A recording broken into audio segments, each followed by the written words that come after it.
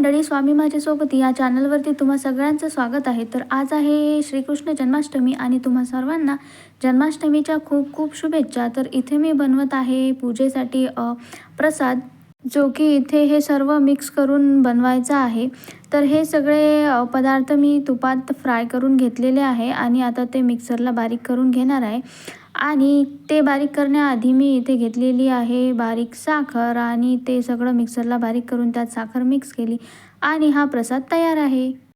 आणि त्यानंतर मी बनवायला घेतले आहे सातूचे पीठ। त्यासाठी गहू आणि चण्याची डाळ स्वच्छ धुवून उन्हात सुकवून घेतलेली आहे आणि गॅसवरती अशा प्रकारे लाल होईपर्यंत भाजून घेतलेली आहे।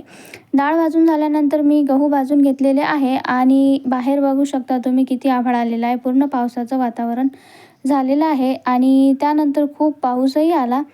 आणि डाळ भाजून झाल्यानंतर इथे मी गहू पूर्ण लाल होईपर्यंत भाजून घेतलेले आहे।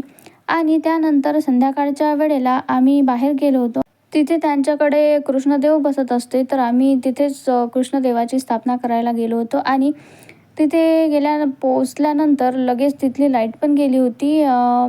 त्यानंतर मग अंधारातच आम्ही पूजा वगैरे करून घेतली, कृष्णदेवाची स्थापना झाली, त्यानंतर आरती वगैरे झाली आणि मग प्रसाद वगैरे घेऊन आम्ही तिथे थोडा वेळ बसलो। आणि तिथे सर्वजण आलेले होते, म्हणजे आमच्या शेजारचे सर्वच जण होते।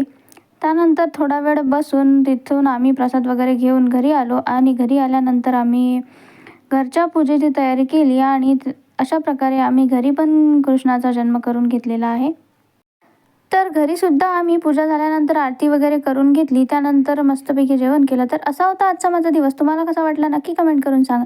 जर व्हिडिओ आवडला असेल तर लाईक करा, चॅनलला सबस्क्राईब करा। भेटूया नेक्स्ट व्लॉगमध्ये, तोपर्यंत बाय।